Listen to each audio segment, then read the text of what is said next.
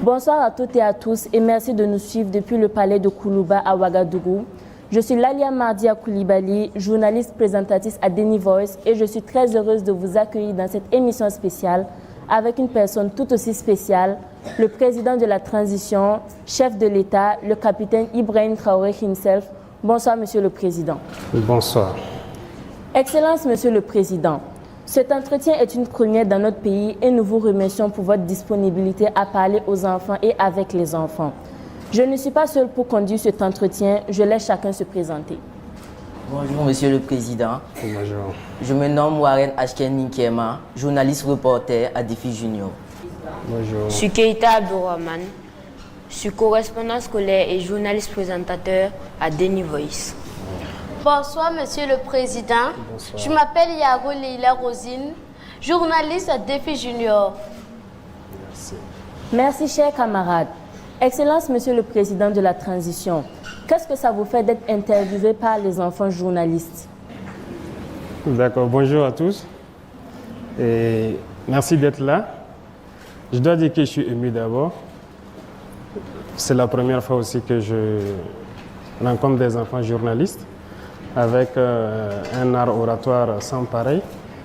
Félicitations à vous.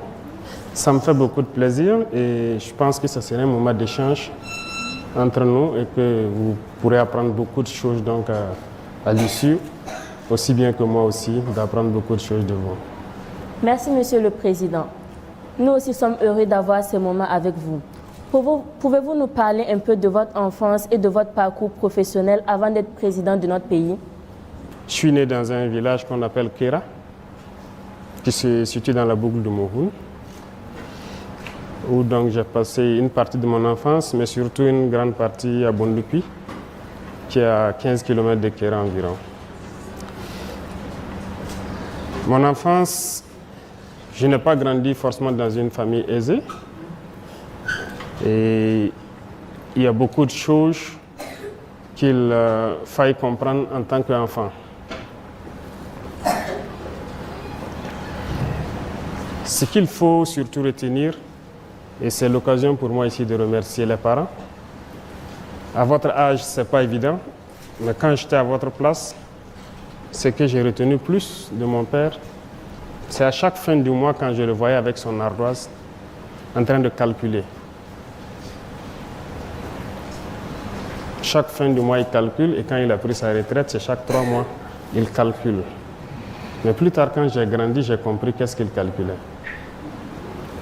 C'est difficile, lorsqu'il y a le salaire, et de réfléchir à comment nourrir les enfants, comment les scolariser, comment les soigner, comment les habiller.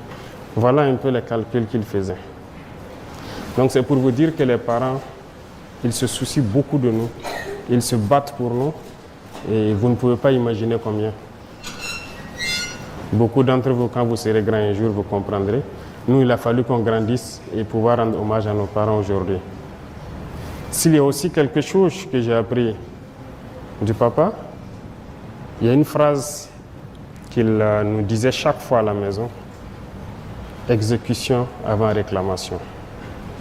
Parce qu'il fut militaire aussi, avant de devenir plus tard infirmier. On l'obéissait et on faisait ce qu'il nous demandait de faire. Et même si on ne voulait pas le faire, il faut d'abord exécuter et plus tard, vous le faites comprendre. Il y a un certain nombre de valeurs que les parents nous ont inculquées. En ce qui concerne d'abord l'intégrité, l'honneur, la dignité, ce sont des choses qu'on a appris avec eux et qui nous ont forgés et qui nous ont permis peut-être d'être ce que nous sommes aujourd'hui. Comme je dis, les parents n'étaient pas forcément aisés, mais ce n'est pas pour autant qu'il faut aller mendier, ce n'est pas pour autant qu'il fallait pleurnicher ou aller mentir ou voler. C'était interdit, strictement interdit. Donc il y a un certain nombre de valeurs, malgré donc, que vous n'êtes pas forcément aisé, mais vous devez incarner. La solidarité, par exemple, on nous apprenait toujours à partager avec les autres. Et je pense qu'il y a eu des moments où peut-être qu'on n'était pas en bonne phase, on était enfant, on ne comprenait pas pourquoi la maman. Vous savez qu'au village, les enfants des autres peuvent venir passer 1 an, 2 ans avec vous pour étudier ou voilà. Ceux qui quittent les plus petits villages, ils reviennent en ville. Donc, quand elle nous donnait 2 gâteaux, peut-être qu'elle donnait 3 gâteaux à l'enfant de l'autre. Et nous, bon, en tant qu'enfants, ça nous faisait un peu jaloux. Pourquoi vous ne nous donnez pas peut-être la même chose? Pourquoi même prendre mieux soin de l'enfant de truquer ses propres enfants? Elle nous disait toujours que vous comprendrez quand vous serez grand, le jour où vous ne serez pas peut-être à côté de nous. Étant grand, on comprend. Et on a appris à partager aussi avec les autres. C'est dans ça que nous avons été forgés. Et moi particulièrement, j'ai fait beaucoup de tâches ménagères. Hein. C'est qu'on dirait peut-être les tâches des filles. J'aidais ma maman à laver ses assiettes, à vendre ses beignets et tout. Les gens se sont peut-être moqués de moi, les camarades à l'école. Mais c'était une manière pour moi de la soutenir. Parce que ce n'est pas facile de la voir se lever à 5 h du matin. Voilà, chaque jour, faire ses beignets pour aller à l'école.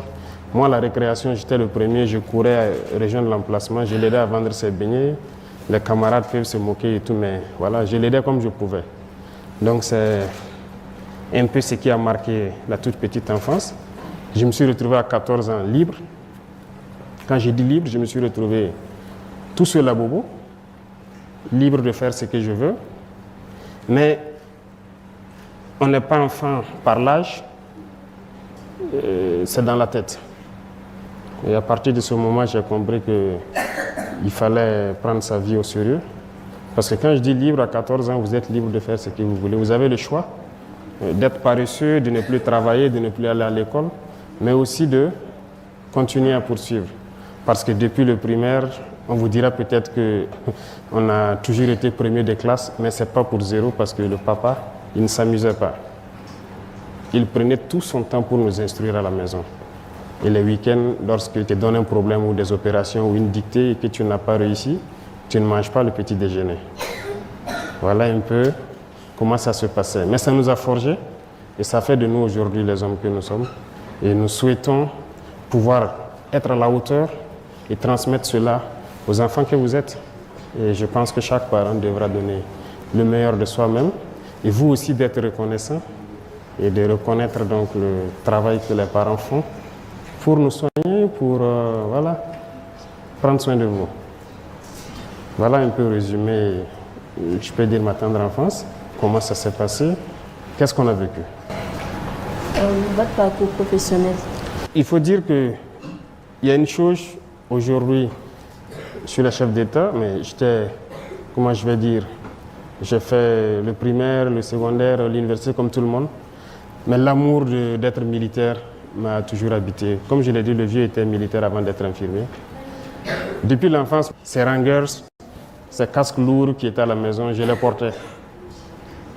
Donc, je sais qu'il savait que j'ai l'amour du métier, mais la maman n'a jamais souhaité avoir un enfant militaire. Et au CM1, j'ai fait le concours de l'excellence. Et au CM2, il y a mon maître qui voulait coûte que je passe le concours de Britannique. Mais la maman s'est opposée farouchement. Elle a vu la souffrance sûrement du papa en tant que militaire, donc elle ne voulait pas qu'un de ses enfants soit militaire. Elle a refusé. J'ai continué à bosser. J'ai un penchant scientifique, ce qui a fait que j'ai fait une filière scientifique jusqu'à l'université, où j'étais en géologie. Voilà. Après le bac, j'ai souhaité encore rejoindre l'armée, mais elle a refusé. Mais quand elle me refusait quelque chose, je ne pouvais pas forcer. Parce que si tu forces, ce n'est pas bien. Donc j'ai continué. En année de maîtrise encore, à l'université, je l'ai encore demandé. Je l'ai dit, c'est l'armée que je veux. J'étais bien en géologie, je pouvais faire ce que je voulais. Voilà. Il y avait beaucoup de possibilités de bourse, parce que je n'étais pas quand même dernier de classe. Voilà. Mais c'est en année de maîtrise qu'elle m'a donné l'autorisation. Et j'ai fait le test de l'académie. Je suis allé faire ma formation et voilà, je suis devenu officier de l'armée. Moi, j'étais convaincu. Si elle m'a donné sa bénédiction, elle m'a dit de le faire cette fois-ci. Donc, j'étais convaincu et je savais ce que je faisais. C'est pour vous dire que, comme je disais, 14 ans, vous vous retrouvez tout seul dans une grande ville. C'est pas facile. J'étais au lycée mixte Dakarville, par exemple au secondaire, mais je logeais à Sarfalao, qui fait environ 7 km. Mais je vous dis que j'ai marché pendant un bon moment. Matin et soir, je marchais, je revenais, jusqu'à ce que peut-être il y a un ami d'un grand frère qui m'a prêté son vélo. Mais je croyais en ce que je voulais. C'était, comment je dis chez nous, c'est une conviction. Ce que le papa nous a appris depuis l'enfance, comme je vous dis, il nous encadrait. On avait toujours envie d'être meilleur. Et ça fait qu'on ne lâchait pas. L'objectif, c'était d'être toujours meilleur à l'école. Et ça fait que rien n'a pu nous détourner. Et l'éducation qu'on a reçue, même si on ne mangeait pas, ce n'est pas pour autant qu'il faut se décourager. Oui, parce que les 3 années, le secondaire, ça n'a pas été aussi simple. Ça a été un peu difficile. Un repas par jour, très souvent. Mais ce n'est pas grave. J'ai cuisiné moi-même, je faisais tout moi-même. Mais il fallait être concentré sur l'objectif. Ce qui m'importait, c'est qu'en fin de trimestre, voilà, je dois avoir telle moyenne et c'est tout. Donc c'est ce qui nous a guidés, si je peux dire. Est-ce que ça vous satisfait ou bien je dois vous détailler encore certains points qui vous ont... Non, merci, ça suffit. D'accord. Je passe la parole à mes collègues pour la suite de l'entretien. D'accord. Monsieur le Président, l'on constate que beaucoup de nos frères et sœurs ne sont pas à l'école à cause du terrorisme. Que prévoyez-vous pour accompagner et faciliter leur scolarisation? Vous avez parfaitement raison. Beaucoup ont été déscolarisés de force à cause donc de ce phénomène qui nous endeuille. Je pense qu'à cette rentrée, nous avons pu quand même faire ouvrir beaucoup d'écoles. Mais il faut dire que l'ambition pour nous, c'est de pouvoir créer des écoles modernes. Des écoles modernes en ce sens qu'il faut d'abord créer de vraies agglomérations où il faut créer toutes les structures socio-professionnelles. Et l'école fait partie. Nous réfléchissons tous les jours à créer des écoles modernes. Parce que aujourd'hui, il y a beaucoup de villages qui ne peuvent pas retourner où les gens ont dû abandonner. Actuellement, les gens sont dans certains centres. On a créé un cadre pour que les gens puissent étudier. Mais ce n'est pas le meilleur cadre pour nous. Donc, nous souhaitons faire retourner les gens dans les grands centres, mais nous souhaitons créer des écoles modernes, c'est-à-dire où les enfants peuvent s'épanouir.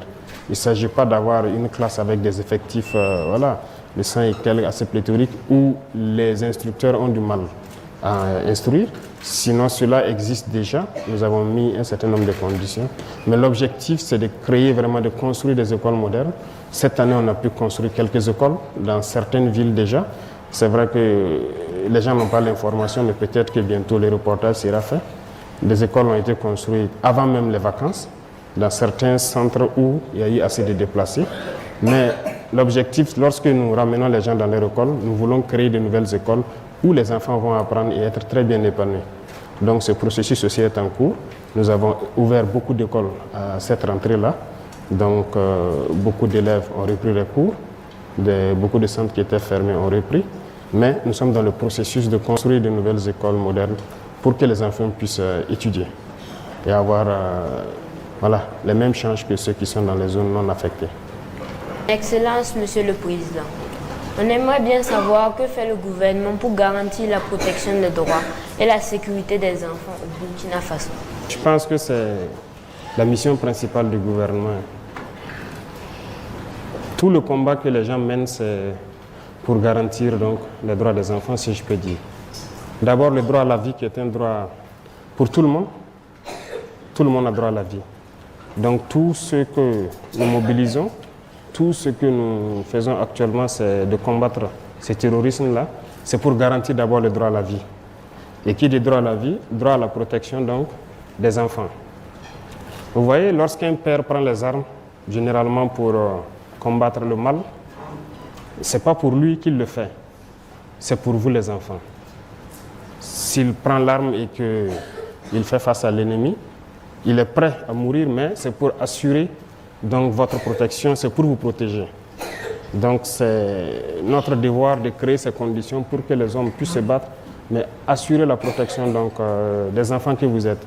Aujourd'hui, nous vivons une situation, mais nous espérons que vos vies soient meilleures que les nôtres. Que ceux qui n'ont pas droit à un certain nombre de privilèges aient ce droit-là demain. Parce que nous sommes convaincus que cette condition peut être réunie au Burkina Faso. Donc nous devons combattre ce mal, assurer votre droit à la vie, qui est le droit élémentaire, assurer donc votre protection, mais aussi que vous puissiez accomplir vos devoirs, parce qu'il n'y a pas que le droit. Je crois que vous le savez bien, l'a dit, les droits et devoirs. Autant on assure vos droits, on met tout en œuvre pour que vous puissiez exprimer et faire vos devoirs. Donc c'est la tâche primordiale du gouvernement, de tout mettre en œuvre pour que vous puissiez grandir et vous éduquer dans des conditions assez sereines. D'accord? Est-ce que j'ai répondu à votre question à peu près? Merci beaucoup. D'accord. Monsieur le Président, on constate qu'il y a beaucoup d'enfants vivant avec un handicap qui ne sont pas scolarisés par manque d'école adaptée ou parce que leurs parents n'ont pas assez de moyens. Que pouvez-vous faire pour résoudre ce problème? Vous avez parfaitement raison. Et nous avons aussi fait les mêmes écoles. Et comme vous le dites, on a souvent constaté qu'on ne fait pas trop attention à ce volet-là depuis un certain temps. Nous avons fait des écoles où, par exemple, pour ceux qui sont handicapés moteurs, on n'avait pas prévu rien que les rampes pour les permettre d'accéder à l'école et tout ça. Mais je pense que ce sont des choses qui sont en train d'être rattrapées actuellement. Et comme je vous parlais tout à l'heure, nous sommes en train de vouloir construire des écoles modernes. Il y a ceux, par exemple, les handicapés moteurs, ils auront leurs droits élémentaires qui peuvent être respectés dans ce genre d'école. Handicapés visuels, je pense que le braille est en train de se développer. Donc il y a beaucoup de facteurs que nous sommes en train d'étudier pour intégrer dans ces écoles modernes dont je parle. Il faut prendre en compte justement les enfants vivant avec les handicaps pour qu'ils ne se retrouvent pas en marge. Et ceux qui n'ont pas les moyens, je veux vous dire quelque chose, l'objectif est de rendre l'école gratuite. Il y a beaucoup de pays où l'éducation est gratuite. Ici, c'est possible. C'est possible parce qu'on a passé le temps à nous faire comprendre, comme je l'ai dit, que nous sommes pauvres, mais nous nous rendons compte que nous ne sommes pas pauvres.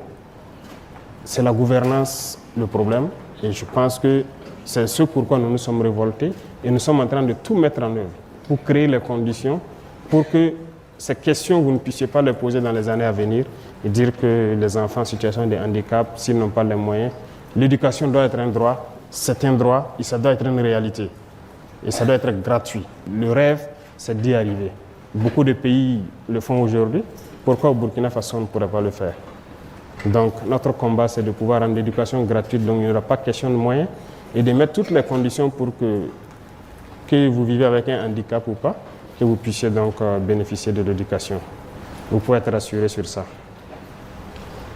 Je réponds un peu à la question. Merci, Monsieur le Président. Merci beaucoup à vous. À présent, je vous invite à regarder un micro-trottoir que nous avons réalisé. Les enfants partagent avec nous leurs rêves pour le Burkina Faso. Ils ont été interrogés par Faisal Soré et Nadi Traoré, journalistes à Deni Voice.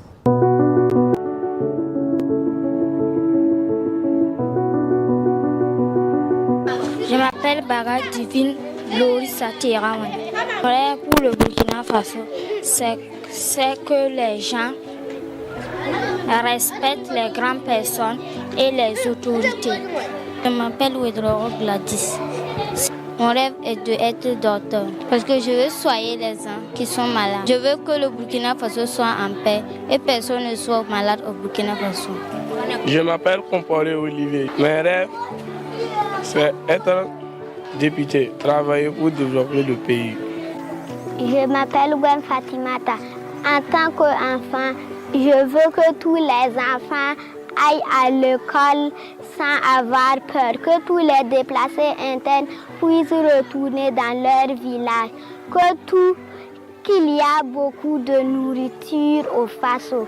Mon nom est Ouedraogo Aboubakar Sidik. Je me rêve pour que le Burkina Faso soit en paix et que je puisse aller à l'école pour devenir demain un infirmier et que le Burkina Faso se développe.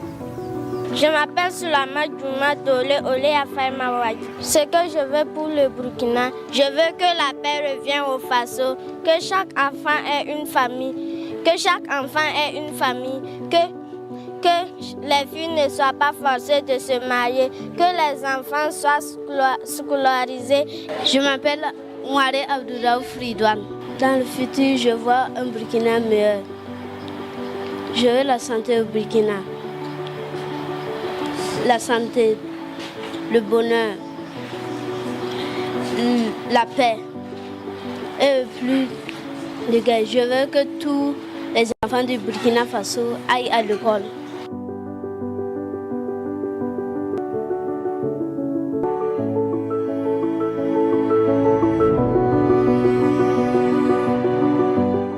Monsieur le Président, réaction après ce que vous venez de voir. Il y a un de vos camarades, c'est Ridouane, c'est ça, qui dit qu'il rêve d'un futur, du Burkina Faso, où il y a le bonheur, la paix. Il a résumé beaucoup de choses. C'est aussi notre rêve. Beaucoup parlent de la paix, retourner à l'école et tout. Je vois que vous n'êtes pas des enfants dans l'esprit. La situation vous a rendu adulte. Et c'est tout ce que nous avons comme conviction aussi. Il faut que la paix revienne, que vous retournez à l'école, que chacun retrouve ses camarades, que vous puissiez communier, que vous puissiez partager, que vous puissiez vivre l'enfance. Nous avons vécu plus ou moins en paix. Et si aujourd'hui les enfants n'arrivent pas à vivre ce minimum d'amour qu'ils ont pu partager là, ça nous met mal à l'aise. Donc le combat, c'est de ramener cette paix-là. Et aussi, comme il a dit, un avenir meilleur, le bonheur, le développement, c'est possible. Parce que je peux vous assurer que vos enseignants et en tout cas les pédagogues sont à pied d'œuvre pour créer les conditions pour que vous puissiez apprendre le Burkina réel. Parce que ce que nous avons appris, ce n'est pas forcément bien pour la tête. Qu'est-ce que je veux dire par là? Par exemple, on ne vous dit pas toutes les potentialités du Burkina. Il faut qu'on puisse vous enseigner cela. Donc vos manuels scolaires vont sûrement changer. Les gens sont à pied d'œuvre pour inscrire dedans les réalités. Nous avons appris beaucoup de mensonges, parce que c'est ce que l'impérialisme a voulu qu'on apprenne. Mais nous voulons changer cela avec vous. Que vous appreniez les réalités du Burkina et qu'on puisse se mettre au travail ensemble et pouvoir faire sortir le pays donc, de cette situation. D'accord? Et c'est bien possible. Manger à sa faim, c'est possible. Il l'a dit. Est-ce que beaucoup de gens aujourd'hui à l'école font, par exemple, le jardinage? Nous, je sais que chacun avait une partie dans le jardin de l'école. Matin et soir, on arrosait nos arbres. On faisait beaucoup de choses de façon pratique. Et c'est une manière de d'apprendre l'agriculture tout petit. Et ça peut aider, contribuer à ce qu'on soit autosuffisant. Donc chaque enfant doit manger à sa faim. Un enfant ne doit pas avoir faim. Donc c'est le combat que nous menons. Je suis très ému et je suis très content que vous pensiez la même chose. D'accord? Nous sommes encouragés ainsi. Vous êtes un vrai leader, un exemple pour nous les enfants. Chaque jour, nous voyons à la télévision les combats que les FDS et les VDP mènent sur le terrain contre les terroristes. Quelle est la situation actuelle de la lutte contre les forces du mal? La situation actuelle, nous ne souhaitons même pas que vous voyez certaines choses, mais ce que je peux dire, ce n'est pas un plaisir de tuer, comme on le dit. Ce n'est pas bien. Mais s'il y a des gens qui sont venus au Burkina et ont commencé à tuer des Burkinabés, on a le droit de se défendre, de les empêcher de tuer des Burkinabés. C'est ce que nous vivons. Donc, des individus ont été manipulés, sont venus s'en prendre aux Burkinabés et nous sommes en train de nous organiser pour les faire face. C'est vrai que la lutte a duré, beaucoup de gens ont souffert depuis ces années, mais actuellement, nous pouvons vous dire que nous sommes sur des rails assez solides parce que la première des choses, tout ce que vous voulez faire dans la vie, il faut s'organiser. Il ne faut pas aller en rang dispersé, comme on aime le dire. Même à l'école, voilà, dans vos jeux, on vous l'apprend, n'est-ce pas? Lorsque vous vous tenez la main pour être plus fort, ou lorsque chacun se met dos à dos pour pousser l'autre pour être plus fort, c'est ça. C'est une manière de vous apprendre à ne pas aller en rang dispersé et de s'organiser. Il s'agissait pour nous d'organiser l'armée d'abord. Donc c'est ce qui est en cours. Il faut organiser pour que les gens puissent aller au combat, des gens qui se connaissent. Lorsque vous ne vous connaissez pas, c'est compliqué. Donc cette phase est en cours et c'est très bien évolué. Deuxième chose, c'est l'équipement. Nous avons vécu beaucoup de situations sur le terrain. C'est comme j'ai dit, ce que nous avons vécu, nous ne souhaitons pas que demain les autres vivent la même situation. Il fallait équiper les forces. Nous sommes sur cette question. Beaucoup de gens aujourd'hui sont très bien équipés. En tout cas, sur ce volet, on a fait un gros effort, justement avec le peuple qui a compris la mission. Vous savez que ce n'est pas la magie qu'on a fait. Voilà, nous avons exposé la situation au peuple. Nous avons demandé à ce que les gens contribuent pour pouvoir équiper les forces. Que ce soit en protection individuelle, en moyens roulants, les armes, les munitions. Aujourd'hui, l'équipement, ça va. Les gens arrivent à être déployés de façon convenable et la lutte avance. Et comme vous pouvez le constater, il y a beaucoup de zones où nous avançons, nous réinstallons la population au fur et à mesure et nous consolidons. Parce que lorsqu'on installe, il faut installer d'autres forces avec pour pouvoir les assurer un minimum de sécurité. Et nous avançons au fur et à mesure. Donc a priori, nous pouvons vous dire que partout au Burkina, les opérations se mènent. Que ce soit à l'extrême, toutes les frontières, voilà, nous menons des opérations et nous installons les populations au fur et à mesure. Donc vous pourrez le constater plus tard. Nous ne donnons pas généralement les noms de tous les villages réinstallés, mais à chaque jour, en tout cas, des villageois retournent sur leur terre et essaient de réorganiser la vie avec les FDS et les VDP qui concourent donc à assurer leur sécurité. Donc voilà un peu le point. Ça avance très bien et nous sommes en tout cas reconnaissants de tout ce qui se bat actuellement. Et nous ferons tout pour leur donner tout le nécessaire pour y arriver. Lorsque nous ne pourrons pas, nous reviendrons vers le peuple et nous leur dirons nous avons besoin de ci, de ça et encore plus de sacrifices. D'accord? Mais la lutte avance très bien. Tous les jours en tout cas, nous arrivons à faire des opérations, à avoir des victoires. Par rapport au terrorisme, l'on constate son excellence que des enfants sont contraints de quitter leur famille pour se retrouver seuls sans aide. Qu'est-ce qui est fait pour aider ces enfants en difficulté? Beaucoup de parents, beaucoup de vos grands frères et grandes sœurs ont décidé de faire face au mal. Beaucoup y laissent leur vie et des enfants se retrouvent orphelins et d'autres dans des conditions en tout cas pas reluisantes. Et il y a une loi sur les pipis qu'on a adoptée. Et je pense que l'objectif, c'est quoi? C'est que ces enfants dont les parents ont consenti le sacrifice suprême, ces enfants dont les parents ont été fauchés donc par ces forces du mal-là, qu'on puisse leur donner un avenir meilleur. Parce qu'on ne peut pas les laisser comme ça. Donc, c'est vrai, on a voté des lois, mais il faut mettre en pratique. Actuellement, la réflexion est en cours pour créer dans quelques centres des écoles qui puissent accueillir d'abord ces enfants-là, qu'ils puissent être internés, qu'ils puissent apprendre, en plus de cours pédagogiques que vous apprenez, des métiers et autre chose. Il y aura des réformes dans les jours à venir donc, sur le système même éducatif, mais c'est parce qu'il y a des départements qui ont été instruits pour prendre encore cette problématique-là et créer des centres, en tout cas de formation, des écoles, où on apprend et l'enseignement normal et puis les métiers aussi. Donc, les enfants qui seront en situation défavorable ou ceux qui ont perdu les parents dans cette guerre devront pouvoir avoir un minimum de vie, un minimum de dignité pour pouvoir apprendre. Donc, nous sommes dans ce processus et comme je dis, l'objectif à moyen ou long terme, c'est de rendre complètement l'éducation gratuite. Mais en plus de l'éducation, les pupilles de la nation, il faut aussi prendre soin d'eux parce qu'il n'y a plus quelqu'un pour les entretenir. Donc c'est un devoir pour la nation de prendre soin d'eux.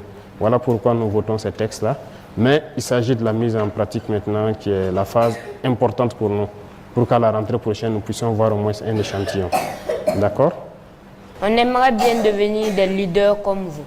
Que sera fait pour susciter le leadership des enfants burkinabés dans la sous-région, voire même en Afrique? Leadership. C'est vrai que si vous dites que je suis un leader, je suis content de l'apprendre et je pense que vous êtes tous des leaders potentiels. Comme je dis, vous savez, qu'est-ce que ça veut dire le Burkina Faso? C'est le pays des hommes intègres. C'est ça, non? Il y a beaucoup de pays dans le monde où c'est peut-être le nom d'une colline, d'une rivière ou d'un animal, ou en tout cas un symbole qui donne le nom au pays. Rares sont ces pays, je ne connais pas la signification de chaque pays, mais rares sont ces pays où on définit la qualité des hommes. Est-ce que vous comprenez? Burkina Faso, les hommes qui y vivent doivent être des hommes intègres. C'est le pays des hommes intègres. Donc, il y a beaucoup de valeurs que vous devez d'abord incarner, des valeurs que vous devez apprendre et faire, appliquer. Ça commence par là. Et lorsque vous pouvez appliquer ces valeurs-là, vous devenez un modèle au sein de vos camarades. L'intégrité est une valeur très très importante. L'honneur. Je pense qu'il y a un petit bouquin, et on espère que ça pourrait être partagé un peu partout, et que l'éducation civique et morale dans les écoles on puisse vous apprendre toutes ces valeurs-là. Qu'est-ce que c'est que l'honneur? Qu'est-ce que c'est que l'intégrité? Qu'est-ce que c'est que la solidarité? Il y a beaucoup de valeurs. Lorsque vous développez ça autour de vous, vous êtes un modèle. Et votre parole doit être une parole d'honneur. Est-ce que vous comprenez? Donc, nous allons instaurer donc dans vos cursus là un certain nombre de cours qui puissent vous permettre déjà dégager l'assurance de pouvoir être des modèles pour vos camarades. Et ça, c'est important. Après ces valeurs, il y a le travail, il y a l'exemplarité, il y a beaucoup de choses. Donc, moi, je ne peux pas citer quelles sont mes qualités, parce que j'ai des défauts aussi. Voilà, l'homme n'est pas parfait, mais il y a un certain nombre de qualités qu'il faut avoir pour peut-être être leader. Si vous n'êtes pas un exemple, les gens ne peuvent pas vous suivre. Et qui dit exemple, c'est le bon exemple, puisqu'il y a le mauvais exemple et il y a le bon exemple. Donc il y a des vices dans la vie, il faut s'en éloigner, forcément, et prendre le bon exemple. Quelqu'un qui ne respecte pas ses parents, tu ne peux pas dire à l'autre de respecter ses parents. Parce qu'il va te dire que toi-même, tu ne respectes pas tes parents. Vous comprenez? Si tu ne respectes pas ton grand frère, tu ne peux pas dire à l'autre de respecter son grand frère. Donc, il y a des choses que vous devez pouvoir faire et ça va amener les autres à vous respecter et à faire ce que vous allez les dire de faire. Et c'est là que lorsque vous parlez, on peut vous croire. Vous ne pouvez pas être un menteur et puis vouloir que les autres ne mentent pas. Donc il y a des valeurs que vous devez incarner forcément. Lorsque vous avez une parole, vous avez une parole. Il ne faut pas mentir, il ne faut pas voler, il ne faut pas tricher. On vous apprend tout ça à l'école, n'est-ce pas? Donc apprenez ça très bien parce que ce sont des valeurs très importantes qui doivent vous permettre d'être des leaders. Lorsque vous êtes un menteur, si vous parlez, même dans votre classe, quelqu'un va lever le doigt et dire que non, toi tu as menti hier, tu as dit ça, ce n'est pas vrai. On peut se tromper, mais il ne faut pas mentir chaque fois. Vous pouvez ne pas avoir la vérité sur un sujet, se tromper, dire quelque chose, mais aussi reconnaître à un moment donné qu'on s'est trompé. Ça fait partie aussi de la qualité d'un leader. Parce que lorsque vous dites quelque chose aujourd'hui, vous n'avez pas la vérité peut-être, mais demain, si vous vous rendez compte que ce n'était pas vrai ce que vous avez dit, il faut avoir le courage, l'honnêteté de reconnaître et de dire, bon, hier, moi, je vous avais dit ça, mais ce n'était pas vrai. Donc, aujourd'hui, voilà ce qu'il y a. Je m'en excuse. Donc, le leader, c'est beaucoup de choses qu'il faut réunir, mais je pense qu'il y a de bons exemples dans la société et normalement, les parents doivent être de bons exemples pour vous inculquer toutes ces valeurs-là. Et à l'école, les instituteurs le font. À la maison aussi, il faut le faire et il faut apprendre beaucoup. Et vous êtes tous des potentiels leaders. D'accord? Donc le leadership, on fera tout pour vous inculquer ces valeurs-là à l'école et vous permettre de pouvoir vous exprimer, vous affirmer. D'accord? Est-ce que je réponds un peu à votre question? Oui, merci beaucoup. D'accord. Monsieur le Président, nous imaginons que ce n'est pas facile de diriger un pays en crise. Qu'est-ce que nous, les enfants, nous pouvons faire pour vous aider à réussir votre mission? C'est pas facile. Même si ce n'était pas un pays en crise, c'est pas facile. Parce que diriger, c'est compliqué. Il faut pouvoir se mettre au-dessus de tout, écouter tout le monde, apprendre beaucoup de choses, vraiment avoir, comme on dit, la tête sur les épaules. Mais surtout un pays en crise, une crise qui perdure, c'est compliqué. Mais ce que moi je vais vous demander, vous les enfants, c'est de cultiver le patriotisme. C'est la meilleure chose que vous puissiez donc faire pour que nous ayons le courage de mener le combat. Et le patriotisme, c'est très important. Il faut aimer sa patrie. Qui dit patrie, c'est vous-même d'abord. Il faut vous aimer entre vous, il faut être solidaire. Et je suppose qu'à la récréation, chacun partage son gâteau avec les enfants qui n'en ont pas. N'est-ce pas? Il faut aider les parents, il faut les soutenir, il faut les écouter. Il faut tout faire pour vous éloigner de certains vices, je peux dire, notamment la drogue. C'est des choses, peut-être pour les tout petits, ils ne savent pas ce que c'est, mais pour ceux qui ont un certain âge, on vous en parle déjà. Il faut tout faire pour éviter certains vices. Parce que vous êtes l'avenir de la nation. Vous êtes l'avenir de la patrie.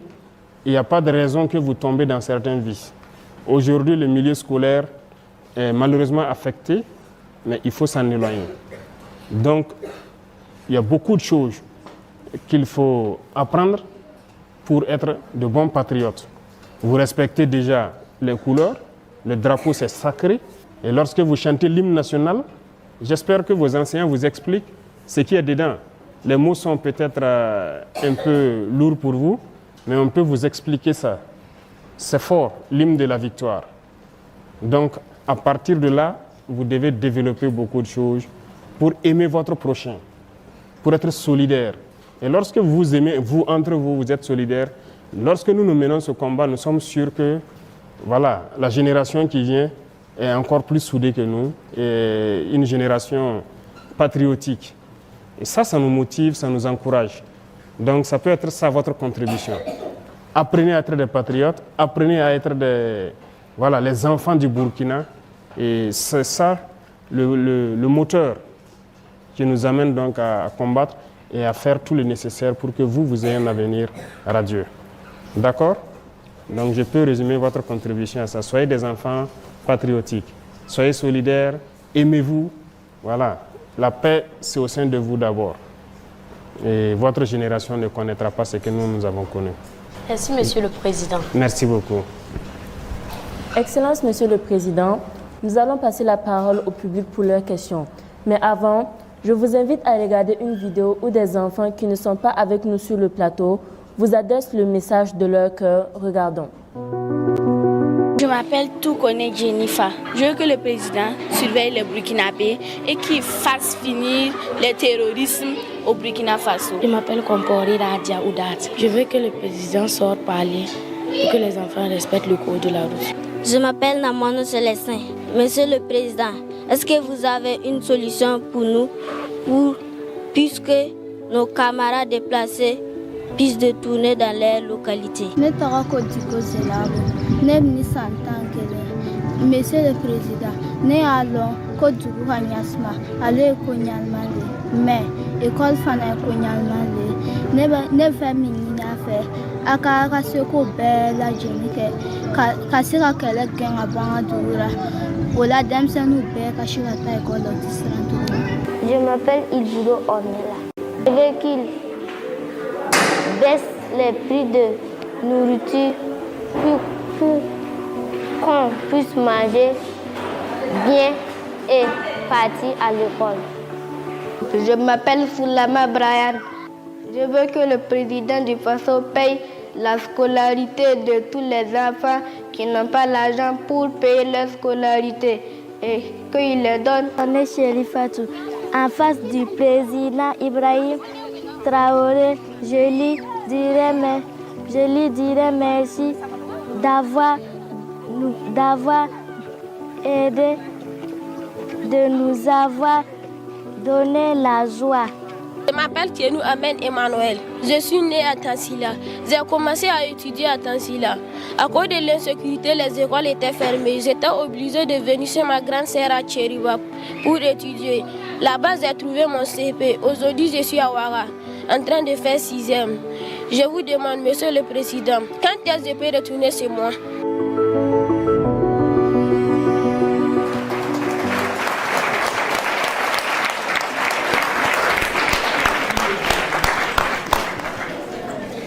Monsieur le Président, réaction après ce que vous venez de voir.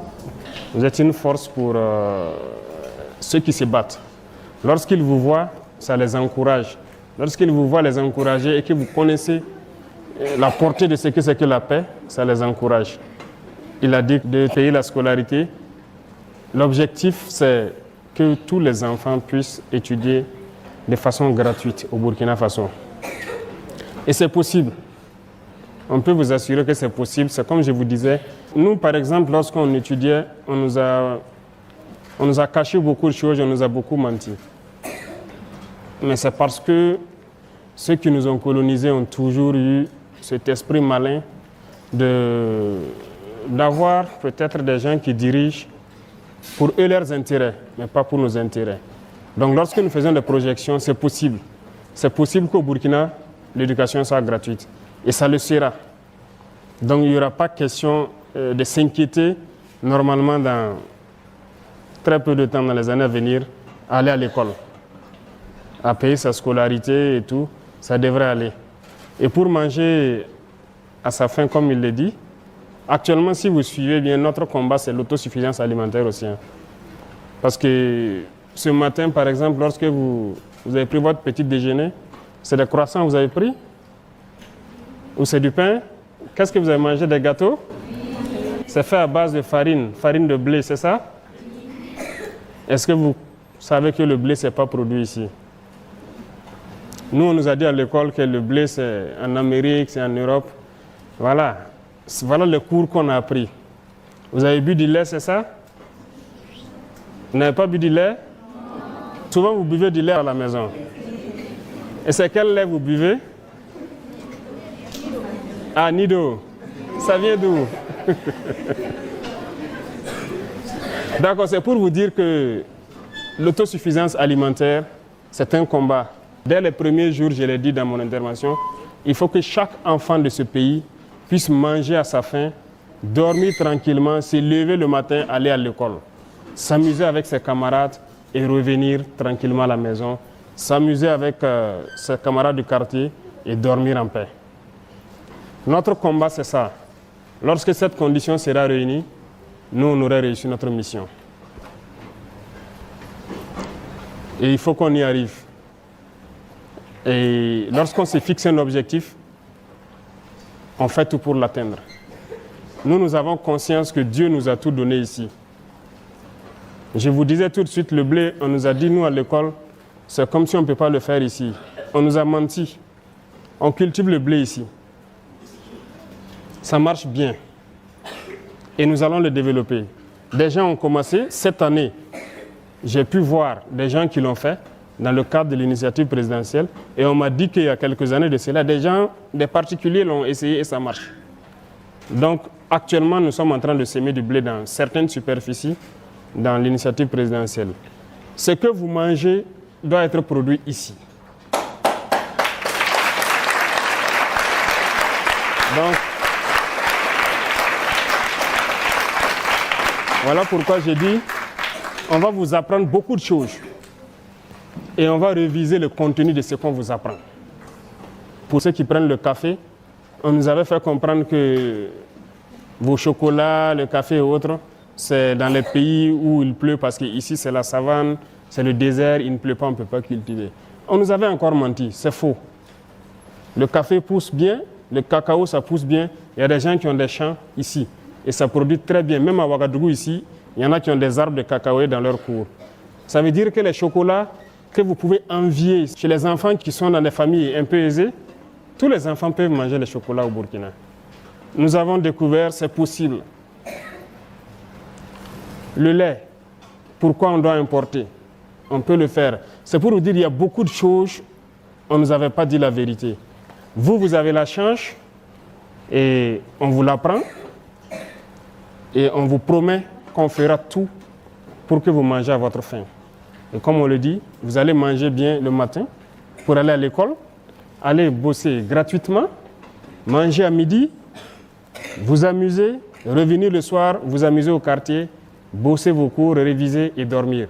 C'est le rêve que nous éprouvons. Tant que les enfants du Burkina ne seront pas dans ces conditions-là, notre combat ne s'arrêtera pas. D'accord?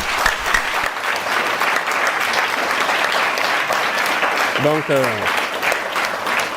on sait que ce sont vos aspirations et c'est normal, c'est légal. Tout parent se bat pour ça.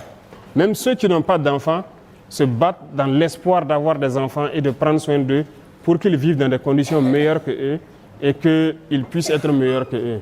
C'est le combat de tout le monde, de toute génération. Nous avons la chance, Dieu nous a tout donné. Partout au Burkina, vous savez que partout on cultive. Partout. Au Sahel, là on vous dit que c'est le désert, ce n'est que le sable, on peut produire. Nous, on nous a beaucoup menti à l'école, mais c'est le formatage du colon. Il nous fait comprendre cela pour qu'on ne réfléchisse pas. Mais on s'est rendu compte que tout est faux. Si Dieu a laissé beaucoup de lacs dans ce désert-là, il sait pourquoi. On peut tout cultiver au Burkina, on peut tout faire, la terre est fertile. Et il y a des choses tellement naturelles au Burkina qu'on n'a même pas planté mais qui étaient là. N'est-ce pas? Est-ce que le karité, vous avez appris à planter des karités? Vous vous êtes né trouvé, non? Ça, l'état sauvage dans la nature. Vous savez que c'est un don de Dieu. C'est beaucoup de choses qui sont dans les karités. Vous avez le beurre de karité, qui est de l'huile, c'est important. Vous savez qu'il y a du chocolat dedans? Voilà, il y a beaucoup de choses. Il y a 7 sous-produits dans le karité. Vous avez le néré, qui est un produit naturel. Beaucoup de choses, ce n'est pas uniquement les ressources sous le sol. Même sous le sol, on nous avait appris que le sol est ferralitique ici, c'est pas trop riche, tout est faux. Vous voyez, aujourd'hui, il y a beaucoup d'or au Burkina. Mais c'est seulement mal géré. Et notre mission, c'est de pouvoir bien gérer ces ressources-là et vous entretenir, prendre soin de vous pour que vous soyez dans vos droits élémentaires de bien vivre, d'aller à l'école et qu'on puisse vous protéger. Et aussi que vous puissiez accomplir vos devoirs. Parce que vos devoirs, c'est très important. N'est-ce pas? Il faut faire vos devoirs. Il ne faut pas se limiter uniquement aux droits. Lorsque les gens vous disent que vous avez des droits, ajoutez et des devoirs. Vous avez des devoirs envers vos parents, envers vos aînés, envers la patrie. Vous avez des devoirs. Quelqu'un a parlé de feu, la circulation et tout ça. Vous pouvez voir des grandes personnes ne pas respecter le feu, ne pas respecter certaines choses dans la circulation. Mais il y a des écoles où on vous apprend et on souhaite que ce soit dans toutes les écoles. Il ne faut pas être ce genre d'adulte-là. Le civisme. Vous voyez que des gens peuvent rouler, ils boivent son sachet d'eau, ils jettent, pendant qu'on peut trouver une poubelle et mettre dedans. On doit nettoyer, on doit rendre notre cadre de vie propre. C'est un devoir citoyen, c'est du civisme. Vous voyez aujourd'hui la maladie de la dengue qui nous fatigue. On fait beaucoup d'efforts, les médecins, les infirmiers. C'est le lieu de les rendre hommage d'ailleurs. Je vois que beaucoup d'enfants souhaitent être médecins et tout, pour que les gens soient en bonne santé. Mais est-ce que vous savez que cette maladie, principalement, c'est de la saleté? Les gîtes, quand on parle de gîtes larvaires, vous voyez l'eau sale qui est dans la rue, les moustiques se posent dessus parce qu'eux, ils veulent ça pour se développer. Et nous, on crée les conditions pour que les moustiques aient ça pour se développer. On est beaucoup sale, il faut le reconnaître, donc il faut beaucoup assainir.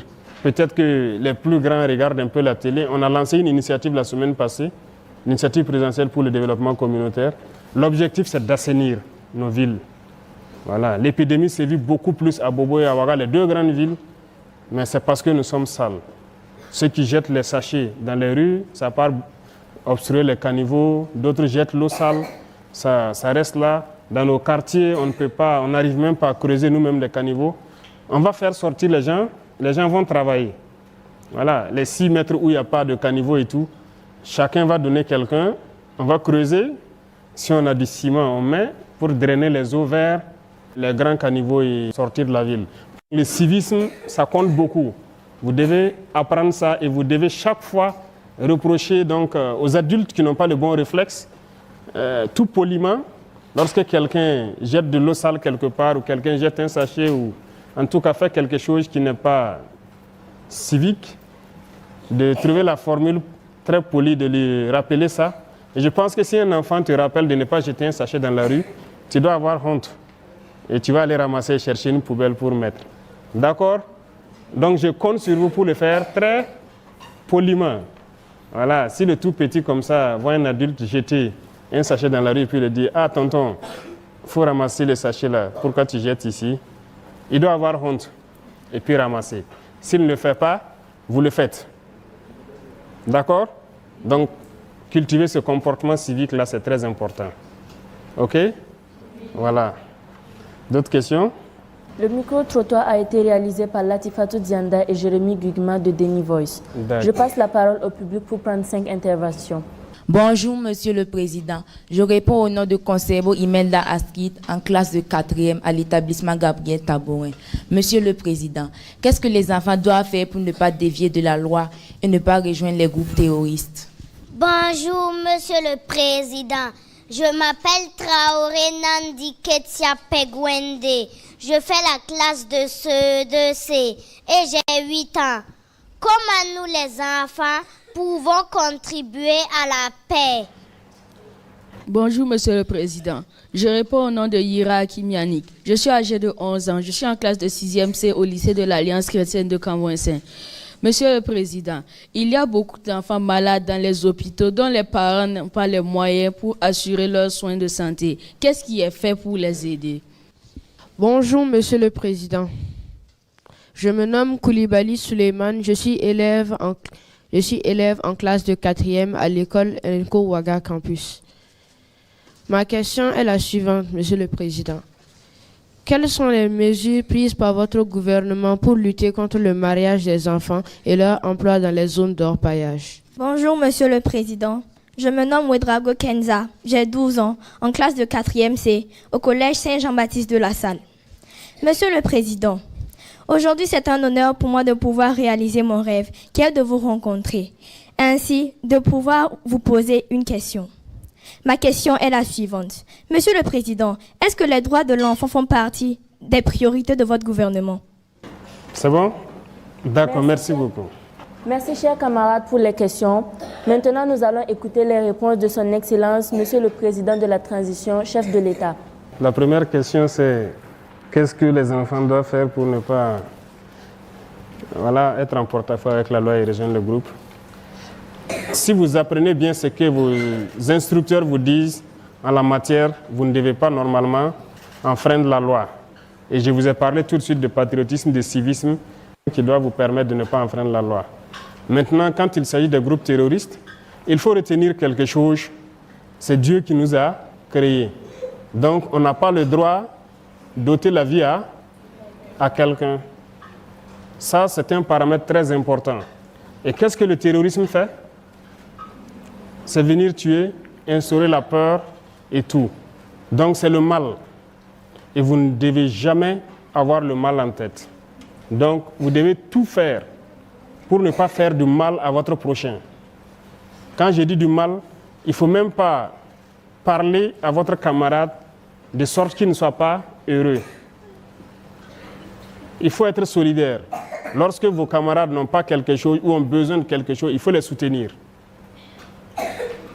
Vous avez parlé des enfants qui n'ont plus de parents dû au terrorisme. Vous devez pouvoir partager tout ce que vous avez avec eux. N'est-ce pas? Vous devez pouvoir aider, même dans vos exercices, dans vos cours, ceux qui n'ont pas la capacité d'apprendre comme d'autres. Il y a des élèves très brillants, il y a des élèves moins brillants. Il y en a qui ne sont pas brillants parce qu'il a faim ou bien parce qu'il n'a pas ses parents à côté, parce qu'il a beaucoup de soucis. C'est votre rôle de pouvoir les aider. à les rendre heureux, à les faire rire. Lorsque vous êtes en train de jouer, vous devez pouvoir les faire entrer dedans, les permettre d'oublier un peu ce qu'ils ont vécu. Donc, c'est votre contribution comme ça. Lorsqu'il y a des enfants déplacés internes ou des enfants qui n'ont plus de parents, vous devez tout faire pour qu'ils soient heureux. Partagez tout ce que vous avez avec eux, votre joie, votre bonheur, tout ce que vous avez comme matériel. Voilà. S'ils n'ont pas de stylo, ils n'ont pas quoi, c'est à vous de... Ceux qui peuvent les en trouver, voilà, il faut trouver ça pour eux. Ceux aussi qui ont la chance d'avoir des parents qui sont un peu aisés, il faut chaque fois les bousculer pour aider vos camarades enfants qui n'en ont pas. D'accord? Voilà, c'est votre contribution comme ça. Et en apprenant donc tout ce que vos instructeurs vont vous apprendre dans le civisme, je pense que vous allez contribuer à empêcher de sorte que les enfants ne puissent pas se retrouver au maître de ces gens-là. D'accord? Et surtout, aimer votre patrie. Tout ce que j'ai cité, c'est aimer votre patrie. S'il n'y a pas de Burkina, vous allez aller où? On ne sait pas. Nous aimons être au Burkina, n'est-ce pas? Vous l'avez chanté tout à l'heure. J'avais la chair de poule quand vous chantiez. Il faut aimer votre pays. Il faut aimer votre pays, aimer votre prochain. Être solidaire.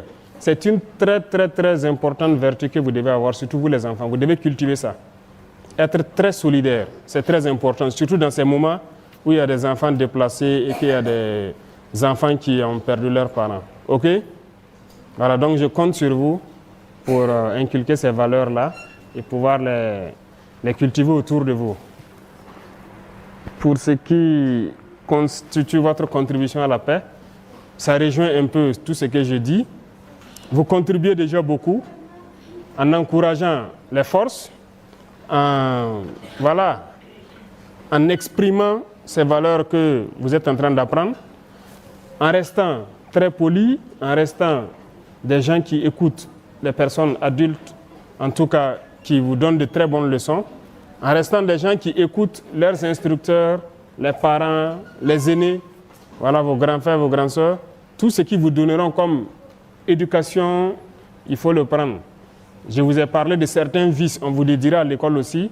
Ce n'est pas bien de fumer, ce n'est pas bien de tricher, ce n'est pas bien de... Voilà, on va vous dire beaucoup de choses, il ne faut pas le faire aussi. D'accord? Et vous contribuerez donc à avoir un pays en paix. D'accord? Pour les enfants malades, je pense qu'il y a déjà une loi qui dit qu'il faut, les enfants d'un certain âge, les soins gratuits, mais on doit reconnaître que ce n'est pas effectif partout. Les soins sont gratuits pour les enfants d'un certain âge, mais la réalité, dans certains centres, peut-être ils ne disposent pas de médicaments ou de toute autre chose. Actuellement, le combat, c'est de ramener le niveau donc, de beaucoup de structures sanitaires à un niveau assez, en tout cas, confortable pour pouvoir prendre soin des enfants. Et pourquoi ne pas même mettre en place un hôpital mère-enfant? Le projet est en cours. C'est un terme donc des médecins, hôpital mère-enfant comme l'hôpital pédiatrique qui est ici, où on va soigner uniquement les enfants en fait. Donc, il faut développer les capacités de ces hôpitaux-là. Ce sont des processus qui sont en cours pour pouvoir donner le meilleur donc, de nous et prendre soin des enfants jusqu'à un certain niveau, les prendre en charge gratuitement. Aujourd'hui, il y a beaucoup de choses pour certains maux qui sont pris en charge gratuitement. On ne souhaite même pas que les enfants aient ça, mais il se trouve qu'il y a des enfants, par exemple, qui ont des maux comme les cancers. Et on a réveillé notre hôpital qui soigne ça. Et c'est gratuit pour les enfants de 0 jusqu'à 15 ans, je crois. Donc, il y a un certain nombre de pathologies aussi où la prise en charge est gratuite. Mais nous travaillons à ce que, dans une frange d'âge donnée, lorsqu'un enfant ne se sent pas, il part à l'hôpital, il puisse tout avoir gratuitement. Mais c'est un travail qui va demander, voilà, on ne peut pas le dire qu'on le fera demain, mais les capacités vont augmenter au fur et à mesure. Nous connaissons la réalité de nos infirmeries, de nos hôpitaux, et on fait l'effort de pouvoir accroître leurs capacités et créer des centres un peu plus modernes pour prendre soin de vous. OK? L'autre question, c'est le mariage et puis les sites d'orpaillage.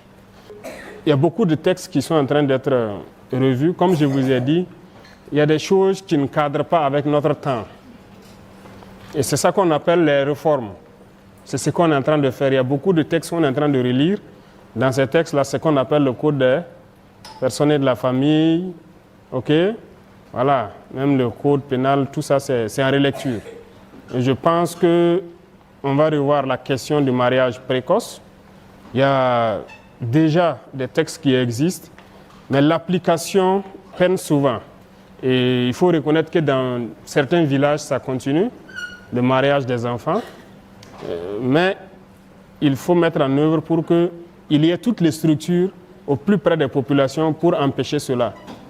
Et au fur et à mesure, comme je le disais, de la reconquête, lorsqu'on installe des villages, on fait tout pour qu'on les accompagne avec toutes les structures possibles et appliquer les sanctions qu'il faut lorsque les gens s'entêtent à le faire. On vous a dit ça, non? Lorsqu'il y a des règles dans la société et que vous ne respectez pas, il y a des sanctions qui vont avec. N'est-ce pas? Voilà, donc si des adultes forcent pour marier les enfants, il y a des sanctions qui sont prévues. Et on est en train de relire les textes, peut-être pour aggraver les sanctions, pour que personne n'ose le faire. D'accord? Voilà. Vous devez vivre votre enfance et au moment venu, avoir le choix. Donc, c'est un combat, c'est une lutte. On est là-dessus. Concernant les sites d'orpaillage, c'est vrai, c'est une réalité, on observe dans les images. Et nous aussi, on a été sur le terrain, on a constaté beaucoup. Les enfants qui y travaillent. Actuellement, nous sommes en train de chercher d'abord à mécaniser. Même les sites artisanaux, on veut tout mécaniser. Si nous arrivons à rendre l'éducation gratuite, tous les enfants vont aller à l'école. Vous pensez qu'ils vont aller encore sur les sites d'orpaillage? Non. Donc si l'école devient gratuite et qu'on arrive à manger à notre faim, vous ne verrez plus d'enfants sur les sites d'orpaillage. Les enfants ne partent pas là-bas par plaisir, parce qu'ils sont très exposés. Il y a des produits chimiques tels que le mercure, le cyanure. C'est très dangereux. Ce n'est pas bon pour la santé et nous le reconnaissons. Et même les adultes qui y travaillent, comme je dis, on est en train de vouloir mécaniser pour qu'ils ne soient pas en contact avec ces substances-là, parce que ça détruit notre jeunesse. Beaucoup de gens ont des techniques pour mécaniser un peu l'orpaillage-là. Et si nous arrivons à le faire et rendre l'enseignement gratuit, produire sérieusement pour que tout le monde mange à sa faim, je pense qu'aucun enfant ne va se retrouver sur les sites d'orpaillage. Si les droits des enfants font partie des priorités, les droits et les devoirs, c'est ce que je dis, d'accord? Mais les droits des enfants, c'est la priorité de tout le monde. Ce n'est pas de notre gouvernement seulement.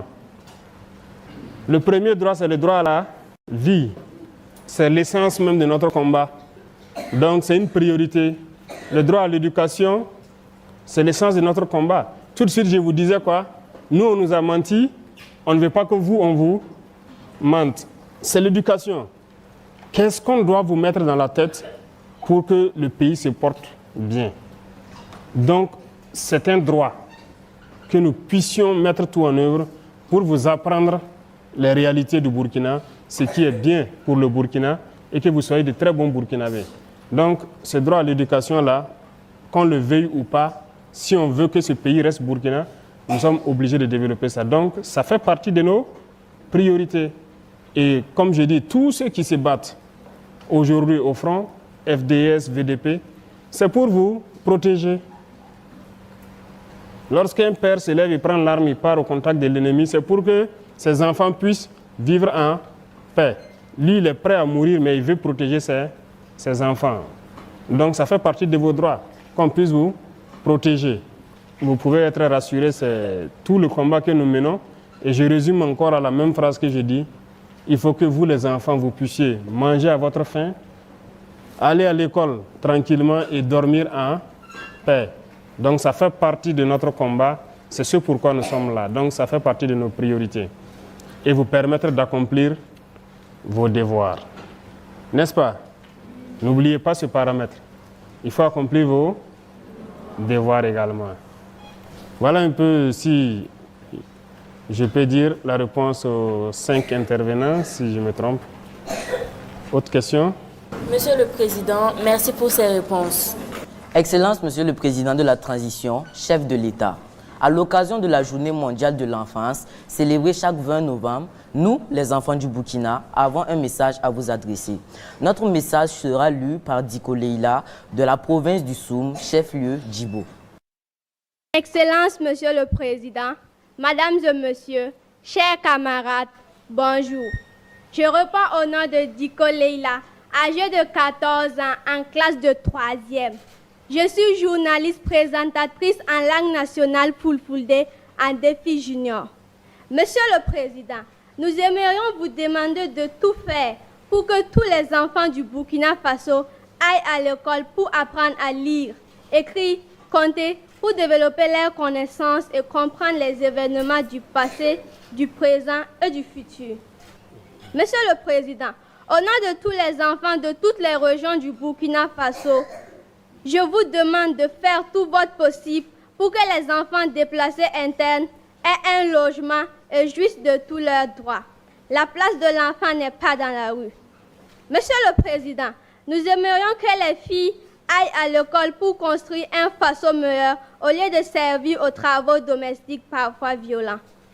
Monsieur le Président, nous, en tant qu'enfants, voulons la paix et la sécurité au pays, afin que nous puissions jouir pleinement de tous nos droits restreints à cause de la crise sécuritaire. Monsieur le Président, nous, vos enfants, vous demandons d'aider tous les enfants dans les situations difficiles pour leur bien-être, pour l'évolution du pays. Je vous remercie.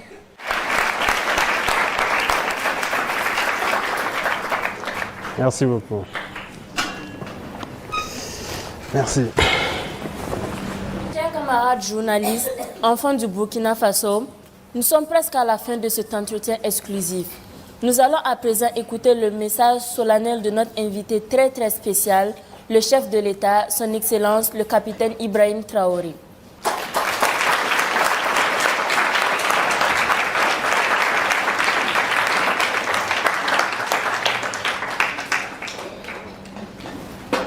D'accord, merci beaucoup. Et j'espère que nous avons passé de très bons moments. J'avoue que je suis très surpris. À votre âge, ce n'est pas évident que je puisse faire ce que vous faites, mais c'est ce que nous souhaitons.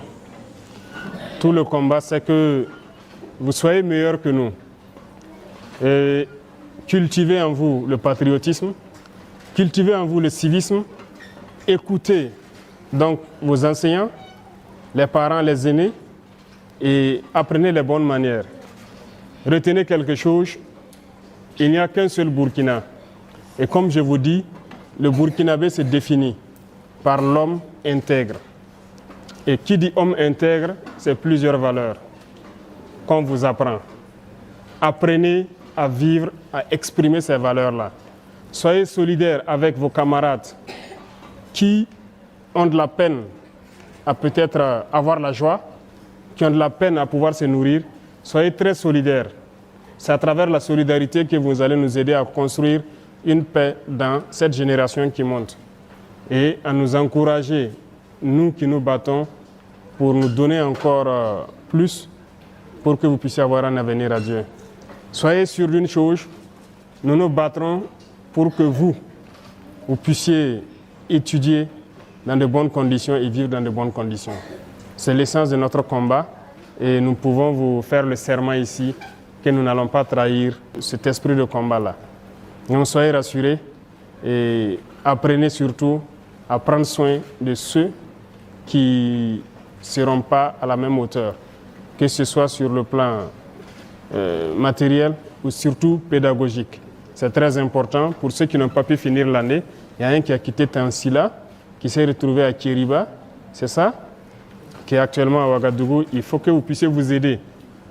Tout le monde n'a pas la même capacité, mais vous avez ce devoir-là d'aider les autres. En tout cas, merci beaucoup d'être venu passer une journée entière avec nous. Et je souhaite que l'année scolaire qui a démarré soit une année de succès pour vous et que pour le Burkina Faso, ce soit une année de succès sur le terrorisme et que la paix puisse revenir et que ceux qui ont quitté leur localité puissent rejoindre et jouir de leurs droits et pouvoir exprimer leurs devoirs. Merci beaucoup à vous.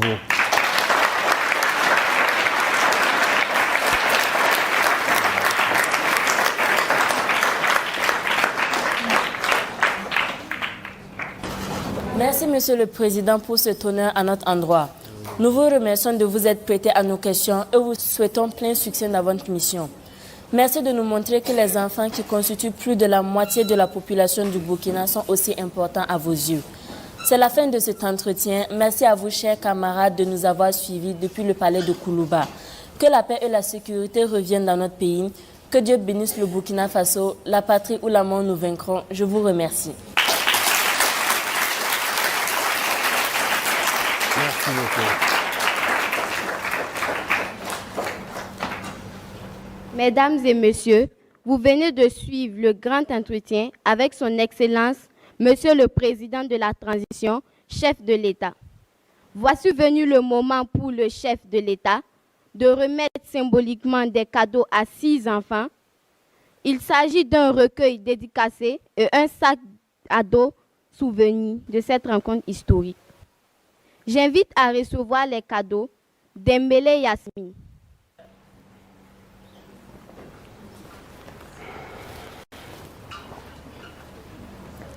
Dembélé, ça va? Fais un bon usage, d'accord? Voilà. Et apprends ça à tes camarades, ok? Merci, beaucoup de courage. Dao Awa Nafisatou. Dao, ça va? Fais un bon usage, apprends très bien et apprends tes camarades aussi, ok? Merci. J'aimerais prendre une photo avec vous. D'accord, allons-y. J'espère que vous prenez bien la photo, hein? Merci. Touré Amadou. Touré, fais un bon usage, d'accord? Voilà, beaucoup de courage. Zongo Kolotin. Zongo, ça va? Fais un bon usage. Merci. Allez, courage. Anloum Ama Meivin. Allez, faites un bon usage, d'accord? Beaucoup de courage. Merci beaucoup. Ouedraogo Yanis. Fais un bon usage, ok? Allez, beaucoup de courage.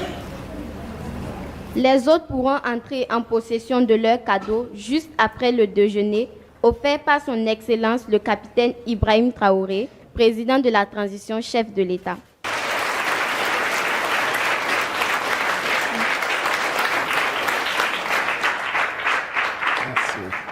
J'invite à présent nos 4 journalistes à faire la photo avec le président de la transition, chef de l'État. Mesdames et messieurs, merci de vous tenir debout pour le retrait de son Excellence, le capitaine Ibrahim Traoré, président de la transition, chef de l'État. La suite du programme prévoit la photo au perron. Je vous remercie.